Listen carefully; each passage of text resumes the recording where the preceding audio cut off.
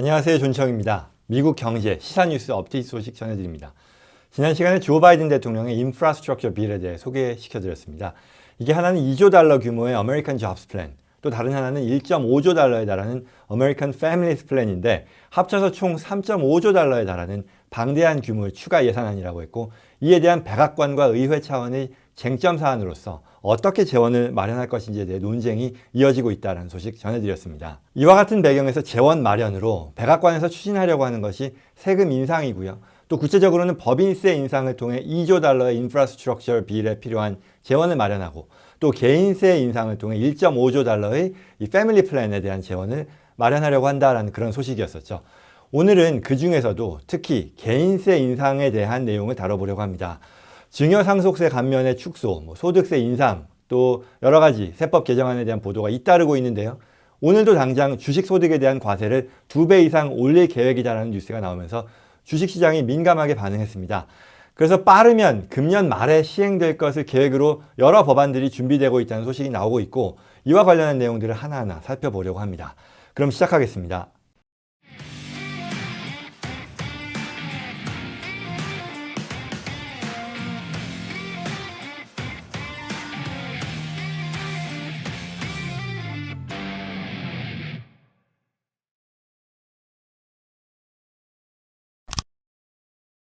네, 첫 번째 소식입니다. 개인세 인상 관련한 신문의 기사인데요. 99.5% 액트라는 게 있네요. 버니 샌더스 상원 의원이죠. 18페이지 분량의 99.5%를 위한 법이라는 법안을 도입했습니다. 자료 화면 보시는 대로 이 내용의 주된 그 뼈대는 상속세 면제 금액을 낮춘다라는 것이 들어가고요. 또한 상속세율을 45%로 인상한다라는 내용, 그리고 트러스트를 통한 혜택을 금지한다라는 이런 내용들이 들어가 있네요. 하나하나 한번 살펴보면요. 이 법안에는 지금 연방 상속세율을 350만 불 이상 상속자산에 대해서 45%로 인상하고, 또 상속 대상 자산이 아주 많을 경우에는 상속세율을 최대 65%까지 인상하는 그런 내용이 포함되어 있습니다. 이제 라이프타임 익셈션이라고 하는데요. 평생 증여 상속세 면제 한도액이라고 합니다. 이게 상속세의 경우는 350만 불로 낮춰지고, 또 증여세의 경우는 100만 불까지 낮아진다는 얘기인데요. 현재는요, 지금의 법은요, 아시는 분도 많이 계시겠습니다만 11.7 밀리언, 1170만 불입니다. 굉장히 높죠. 이 금액까지에 대해서는 증여세, 상속세가 부과되지 않았던 건데, 이게 350만 불, 100만 불로 낮아진다는 거죠. 우선 지금 11.7 밀리언이라고 하는 이 라이프타임 익셈션은요, 굉장히 높은 면제율입니다. 이게 의미하는 거는요, 예를 들어서 홍길동 씨가 본인이 가진 자산에 대해서 평생 동안 증여 상속을 하는데, 그게 누적 금액 기준으로 11.7 밀리언, 1170만 불을 넘지 않는 한 증여 상속세가 나오지 않는다라는 그런 뜻이었거든요. 그러면 이게 또 증여자 기준에서 얘기를 하는 거니까 배우자까지도 포함이 됩니다. 그러면 2배가 되는 거죠. 그래서 250억입니다. 말하자면 20 몇이죠? 지금 2,300만 불이 넘는 거니까요. 그러면 한 가구를 놓고 봤을 때 한 세대에서 다음 세대로 넘어가는 데 있어서의 그 증여 상속세가 2,300만 불까지는 텍스 프리였다라고 하니, 이게 그동안에는 현행법에서는 극소수의 어떤 부자들만의 걱정거리였던 거죠. 증여 상속세가요. 미국에서는. 그리고 대부분의 가정에서는 증여 상속세에 대한 우려가 없었던 상황인데, 근데 이게 일단 왜 이렇게 높으냐라고 생각할 수 있는데요. 항상 그랬던 건 아닙니다.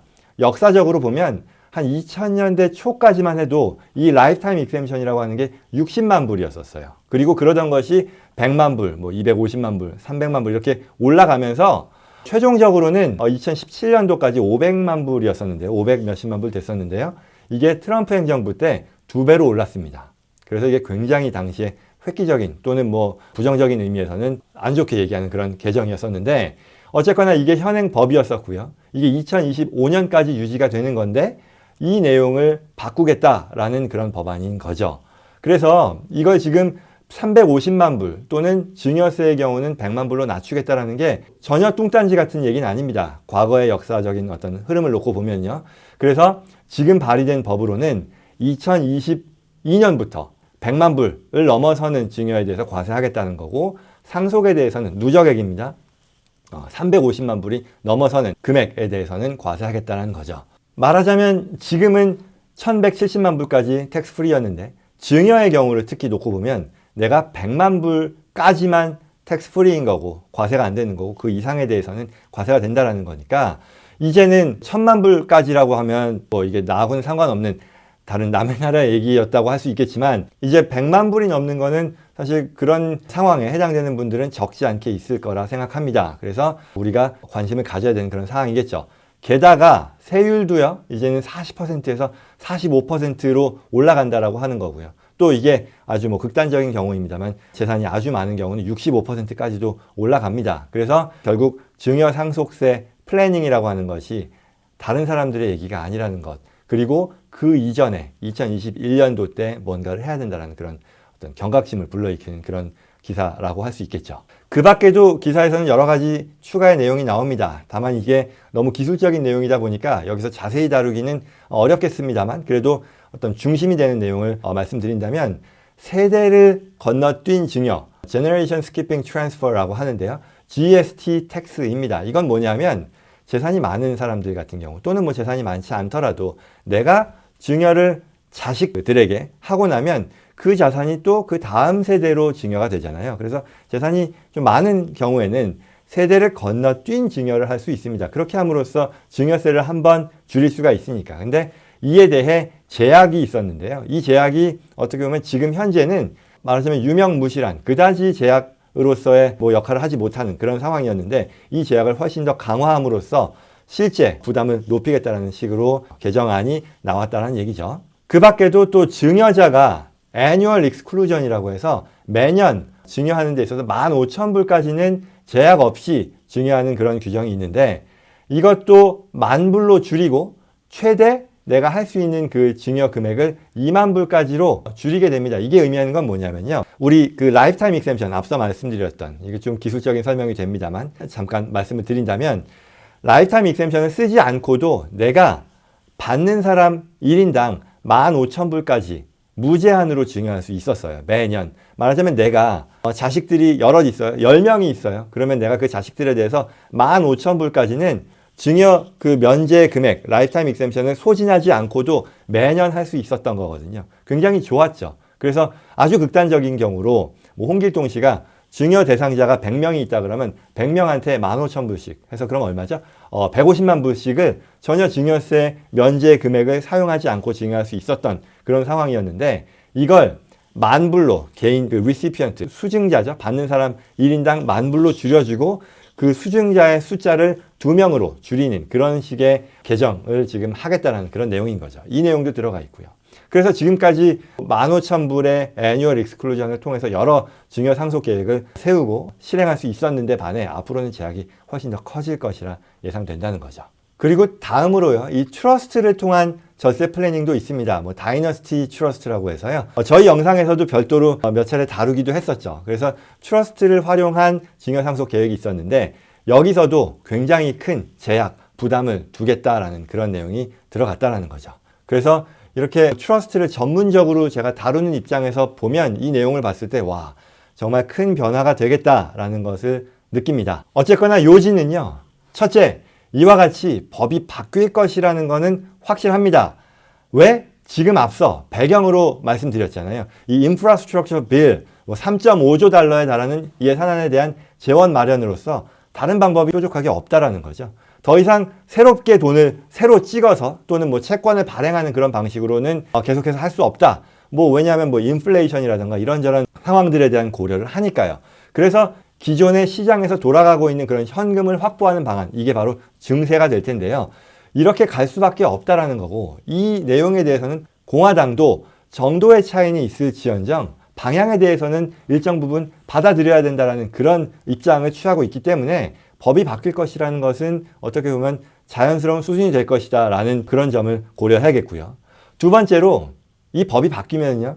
아마도 2022년부터 바뀔 겁니다. 지금 나온 이 99.5%를 위한 법이라는 것도 2022년부터 이펙티브 할 거다라고 얘기를 하고 있고요. 그렇기 때문에 법이 바뀌기 전에 이걸 활용해 놓아야 한다. 결국 많은 사람들에게 적용이 되는 그런 식의 세법의 개정이 될 것이기 때문에 지금 유리한 법이 활용 가능한 상황에서 유리한 법을 활용한 플래닝이 필요하다는 그런 얘기겠죠. 그리고 물론 현재 이 쓰여진 법이 미래가 아니라 과거로 retroactive하게 말하자면 소급해서 적용되지 않을까라는 그런 우려도 있을 수 있는데요. 그렇게 되지 않을 거라는 게 중론이고요. 지금 나와 있는 법의 내용 또한 지금 그 effective date 이후부터 된다라고 나와 있습니다. 그래서 자연스럽게 세 번째 요지가 될 텐데요. 반드시 대자산가들에게만 해당이 되는 게 아니라 100만 불 징역은 말하자면 중산층에서도 충분히 고민해야 되는 그런 사안이잖아요. 그걸 넘어서는 순간 45%의 세율이라고 하면 굉장히 큰 부담이 될 테니까 미리미리 대비하는 게 반드시 필요하겠다라고 할 수 있겠고요. 그래서 앞으로 이 인프라스트럭처 빌이 어떻게 전개되는지에 따라 맞물려서 세법 개정에 대한 내용도 계속해서 나올 텐데 이 부분 관심 갖고 지켜볼 필요가 있겠습니다. 자, 다음 소식입니다. 바이든 정부가 주식 매각 차익에 대해 적용되는 자본이득세율을 2배 이상 올릴 것이라는 예상이 나오는 가운데 이 소식을 접한 주식시장이 목요일 큰 폭으로 하락했다라는 그런 소식입니다. 신문에 따르면 이 바이든 대통령은 100만 불 이상 소득자에 대해 최고 자본이득세율을 43.4%로 올리는 방안을 현재 검토하고 있고요. 이를 통해서 바이든 정부의 새로운 예산안인 American Families Plan 등의 재원으로 활용하려는 계획이다라는 그런 내용이죠. 이 소식이 또한 전해진 목요일 오후 주식시장이 민감하게 반응했다는 내용인데요. 이와 같이 개인소득세 증세를 통해 교육 예산을 추가하고요. 그리고 자녀세 공제 등의 활용으로 사용하겠다는 계획이고요.